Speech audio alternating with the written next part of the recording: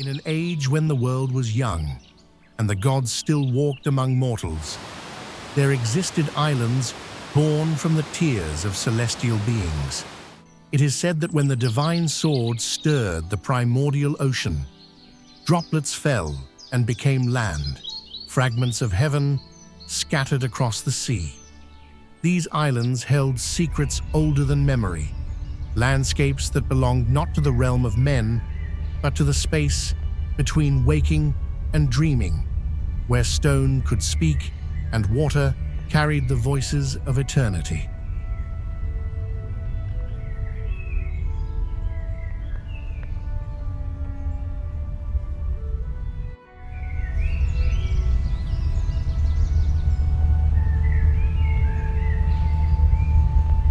The beauty of these places compelled our crew to land here, to uncover their hidden secrets, to walk where the veil between worlds grows thin. What we discovered was not merely a collection of locations on a map, but portals to something beyond understanding, fragments of a world that exists parallel to our own, visible only to those who dare to see with more than their eyes.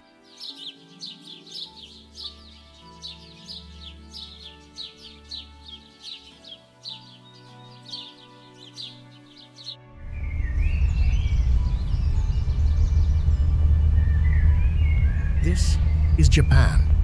Not the Japan of guidebooks or postcards, but the Japan of whispers and shadows, of sacred silence and ancient breath. The Japan where every stone has witnessed 1,000 sunrises, where every tree has sheltered spirits older than civilization itself. Come with us now as we step through the mirror, as we cross the threshold into a land where beauty becomes religion, where nature itself is the cathedral, and where the soul remembers what it means to be truly alive.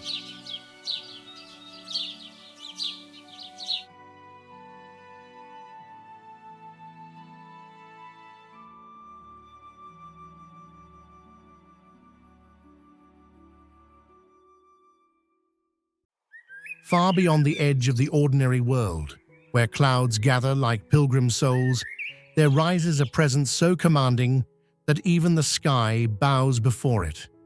Mount Fuji stands not as a mountain, but as an axis around which the universe turns, a perfect cone of stone and snow that seems less carved by geology than painted by the hand of creation itself. As dawn breaks across the Yamanashi Plains, the first light touches the summit with fingers of gold and rose. The mountain emerges from darkness like a revelation, like the answer to a question humanity has been asking since the first humans lifted their eyes to the heavens.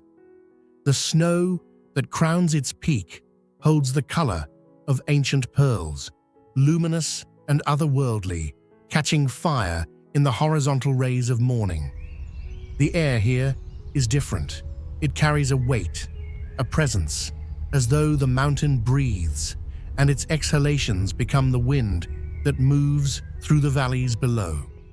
When mist rises from Lake Kawaguchi at the mountain's feet, it seems to carry with it the dreams of all who have ever stood in this place, all who have ever felt the pull of the summit calling to something deep within their bones. In winter, when the world turns silent and the snow falls like the thoughts of sleeping gods, Mount Fuji becomes a monument to stillness itself. The forests at its base transform into cathedrals of frost, where each branch holds 1,000 diamonds of ice, where the only sound is the whisper of falling snow, a sound like time itself, breathing. The mountain in winter is meditation made visible, a koan written in white and shadow. But it is in spring when the mountain reveals its truest magic. When the cherry blossoms explode across the landscape in waves of pink and white, Mount Fuji watches over them like an eternal guardian.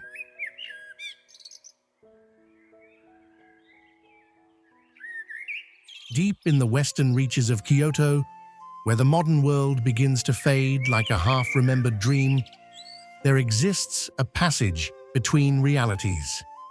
The Arashiyama bamboo grove stands as a gateway, a threshold, a place where footsteps echo not on earth, but in the chambers of the soul itself. Every morning, before the world fully wakes, mist moves through the bamboo like the breath of the forest itself. The stalks rise impossibly tall, impossibly straight, green columns that soar toward a sky barely visible through the canopy. They stand so close together that walking among them feels like moving through the ribs of some vast, sleeping creature, through the architecture of a dream that has learned to grow. The light here is not the light of the common day. It filters down through countless layers of leaves, transforming, softening, until it becomes something else entirely.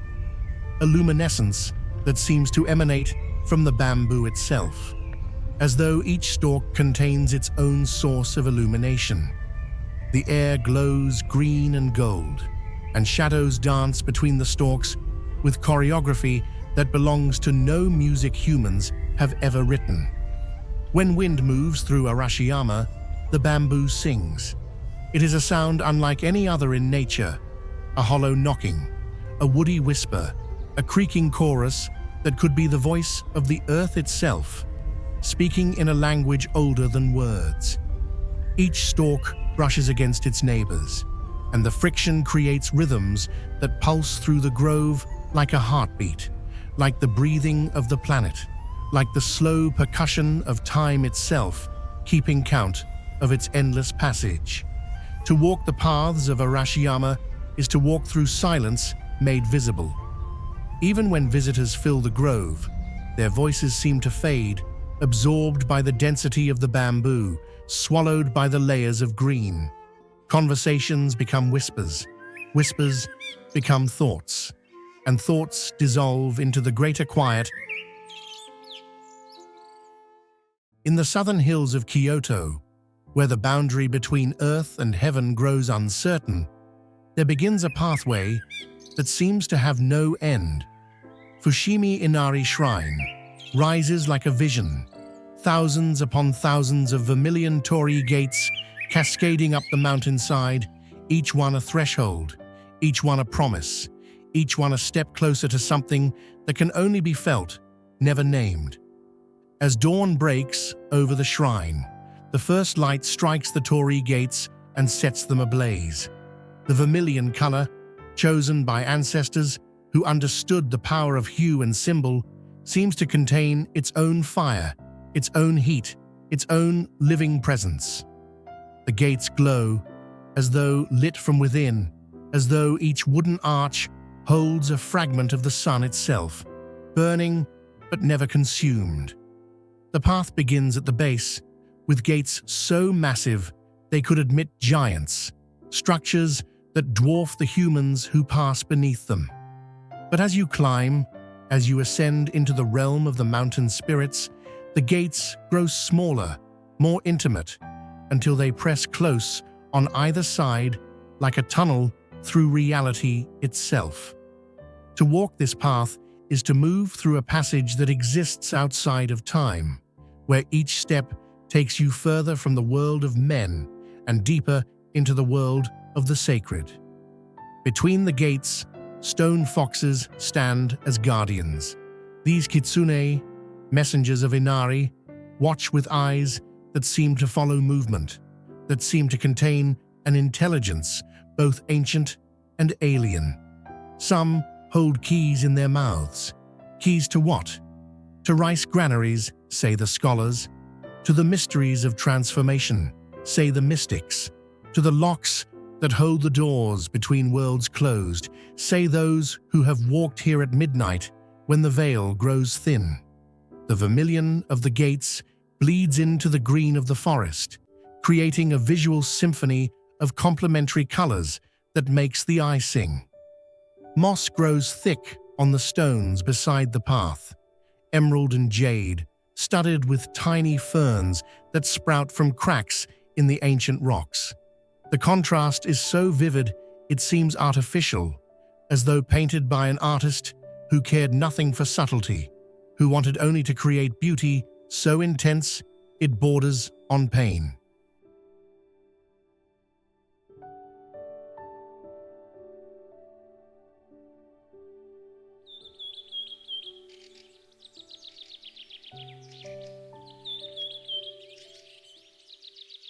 In the ancient capital, where Japan first found its voice, where emperors ruled when Rome was still young, there exists a park where the sacred and the mundane dance together in ways that would seem impossible anywhere else on Earth. Nara Park stretches across a landscape of temples and trees, and through it all wander the deer, the shika, animals considered messengers of the gods, living bridges between heaven and earth. Every morning, as the sun rises over Todaiji Temple, the deer emerge from the forest like manifestations of dawn itself. They move with a grace that seems choreographed by something beyond instinct, something that understands beauty as a form of prayer. Their coats shine in the early light, dappled with white spots that catch the sun, like stars scattered across the brown of earth. The deer of Nara fear nothing. They walk among humans with a confidence that speaks of centuries of coexistence, of an understanding written in behavior older than memory.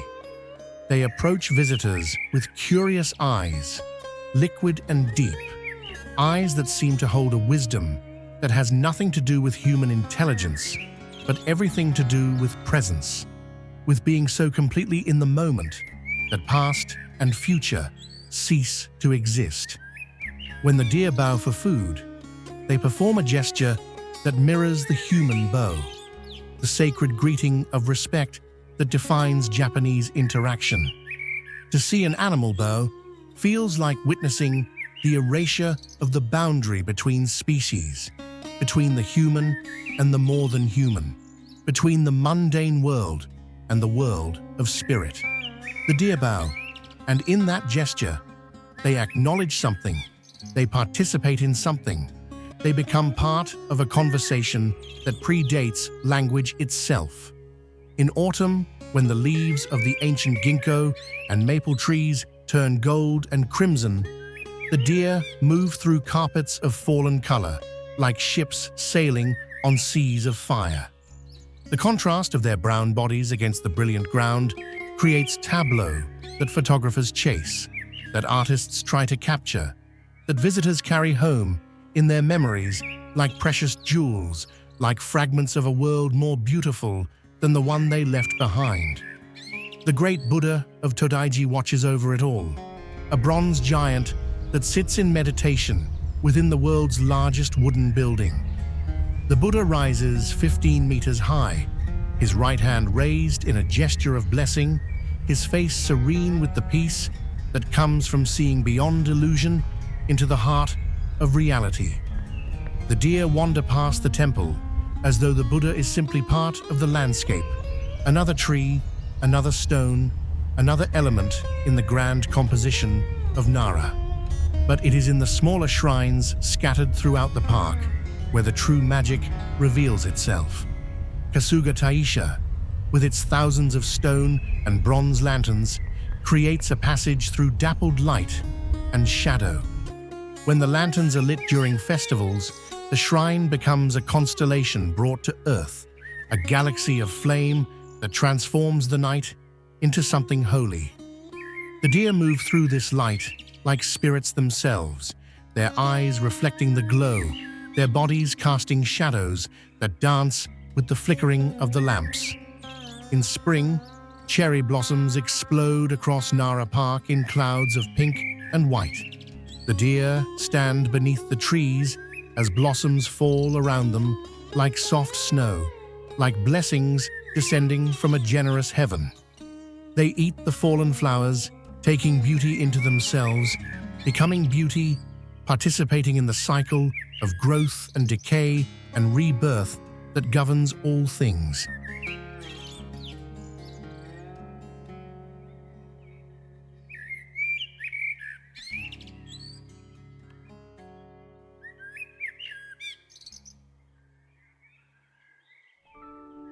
in the heart of the main island, where the earth buckles and folds, where tectonic plates grind against each other in their slow dance of creation and destruction.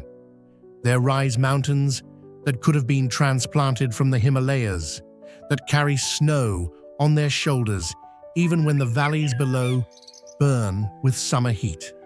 The Japanese Alps stand as a spine of stone and ice, a barrier and a bridge, a place where nature shows its strength without mercy or apology. Far beyond the reach of cities, beyond even the villages that cling to the lower slopes, these mountains rise into air so thin that breathing becomes a conscious act, that each inhalation is a small victory against altitude. The peaks pierce clouds, and from below they appear as dark shapes in the mist, suggestions of mountains rather than mountains themselves, promises of stone that might or might not be kept. As dawn breaks across the Alps, the phenomenon known as the morning glow transforms the mountains into something from mythology. The peaks catch the first light while the valleys remain in darkness, and for a few precious minutes, the summits burn with colors that have no names. Pink bleeding into orange, bleeding into gold. Hues so intense they seem to pulse, to breathe, to live independent of the stone that wears them. The forests that clothe the lower slopes are cathedrals of cedar and pine, trees that have grown for centuries, that were ancient when the shoguns ruled, that will be ancient when our current age is dust and legend. These forests are dark, even at noon, the canopy so dense that little light reaches the ground. Moss covers everything, the stones, the fallen logs, the very air seems thick with it. The silence here is profound, broken only by the occasional call of a bird or the distant rush of a waterfall. Water is the lifeblood of the Alps, and it appears in forms both gentle and violent. Mountain streams tumble down rocky courses with voices like thunder, white with foam and speed. Hot springs bubble up from the volcanic depths, creating pools where the locals have bathed for generations, where the water holds the heat of the Earth's core, where stepping into the mineral-rich pools feels like being embraced by the mountain itself. In winter, the Japanese Alps become a realm of white silence. Snow falls in quantities measured in meters, burying trails, transforming the landscape into an abstract sculpture of curves and hollows. The ski resorts that dot the ranges transform into villages from fairy tales, their lights glowing through the falling snow like beacons of warmth in a world gone cold and clean and impossibly beautiful. But it is the high peaks themselves that capture the imagination. Mountains like Yarigatake, the Spear Peak, that rises in a perfect pyramid of rock so steep it seems impossible to climb. Or Hotaka, whose multiple summits create a crown of stone against the sky. These peaks are not forgiving. They demand respect, demand preparation, demand that anyone who approaches them understands they are entering a realm where human rules do not apply, where the mountain makes the decisions, where weather can change in minutes from clear skies to whiteout conditions. The alpine meadows that exist in the brief summer at high altitude explode with flowers of impossible colors: purple primrose, yellow lilies, white anemones. These plants have evolved to live in conditions that would kill most flora, to complete their entire life cycle in a few short weeks between the melting of the snow and its return. They are fragile and fierce in equal measure, beauty born from harshness, softness emerging from stone.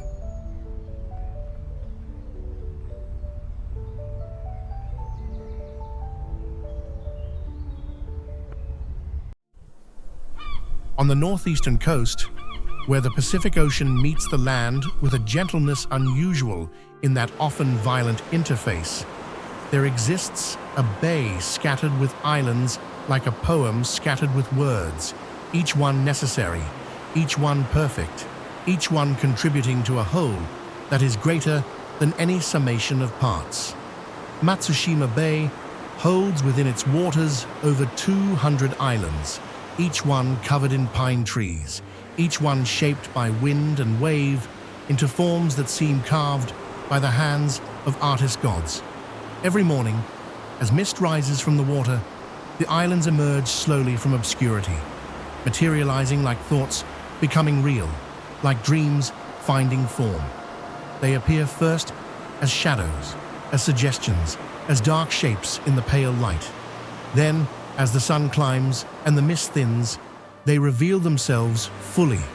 Rocky outcrops, crowned with twisted pines, their roots gripping stone with a determination that has lasted centuries. The water of the bay holds the sky, reflects the clouds, mirrors the islands in its surface. When the sea is calm, it becomes difficult to tell where reality ends and reflection begins.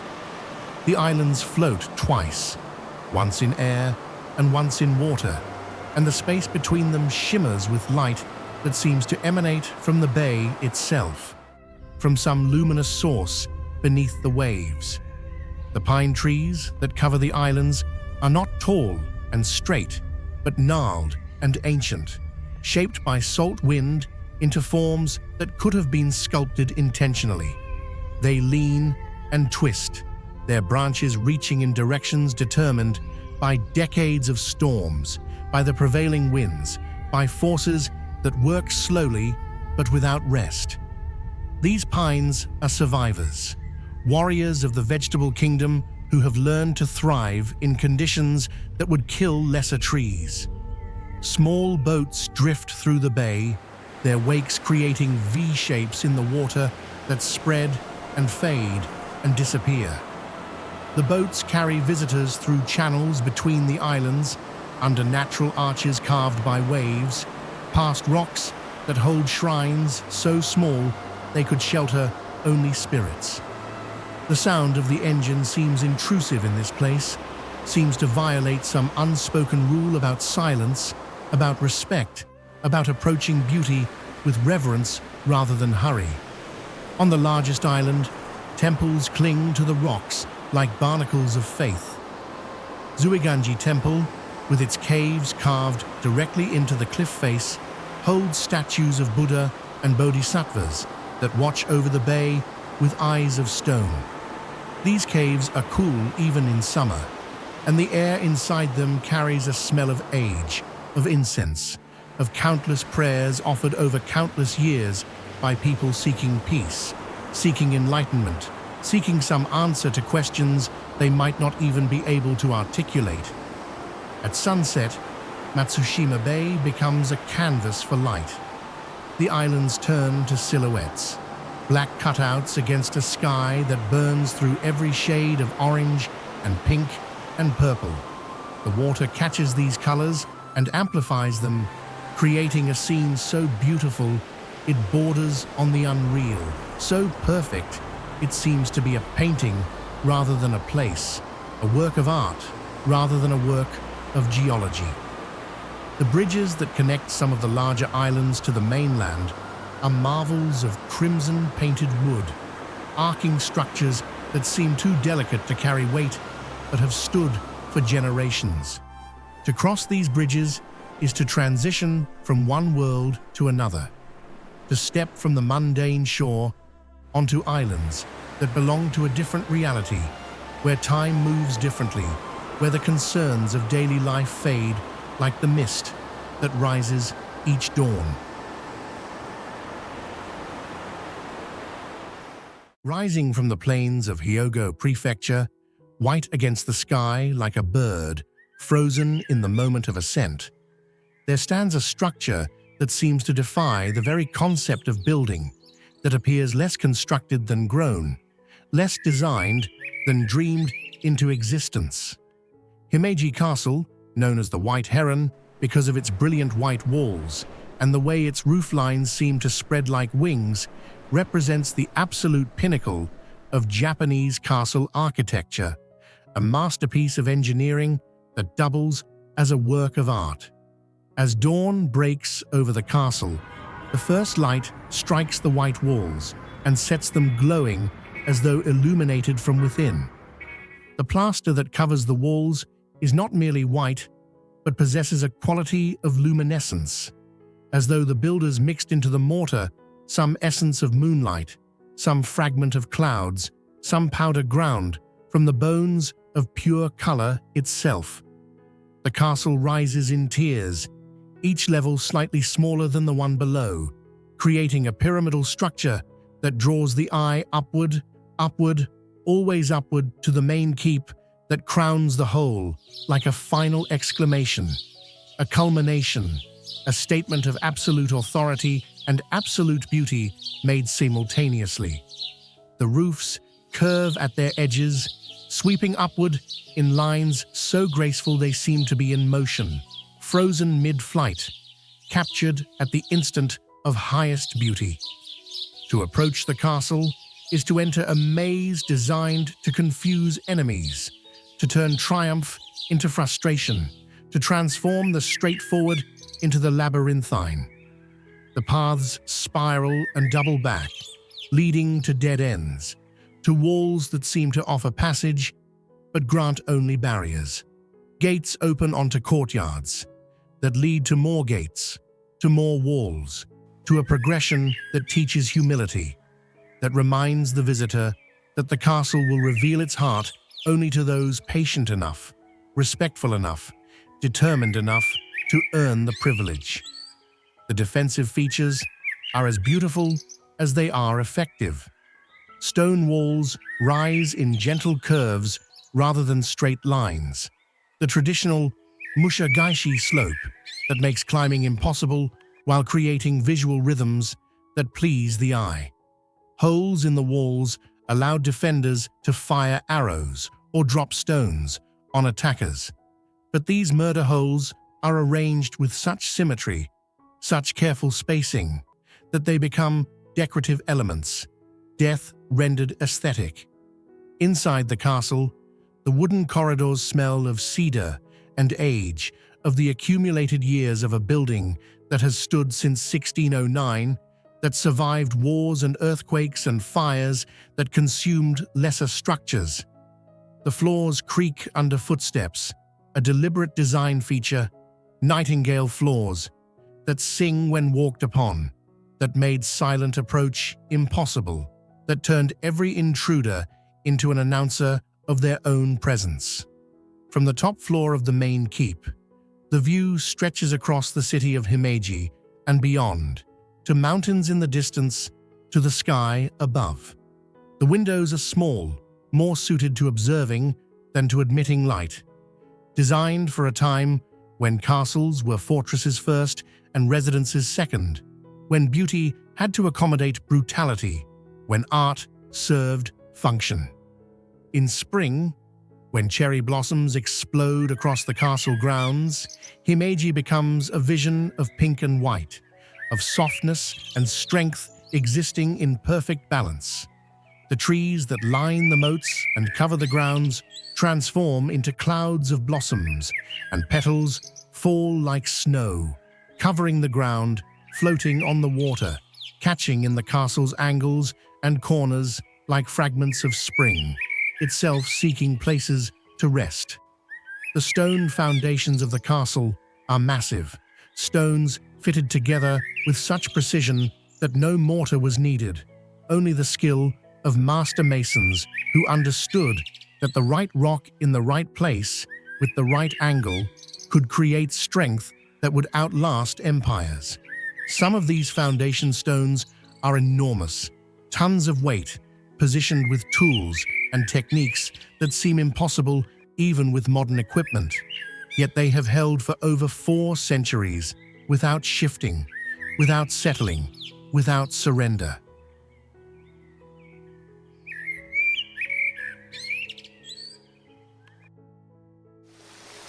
Deep in the heart of the Japanese Alps, accessible only by bus or on foot, sealed off from private vehicles to preserve its pristine nature, there exists a valley that seems to belong to a world before humans, or perhaps to a world after them.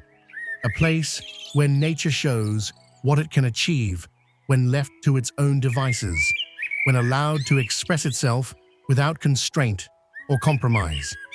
Kamikochi Valley is that place, a sanctuary where mountains and forest and river come together in combinations so perfect they seem orchestrated by divine intention.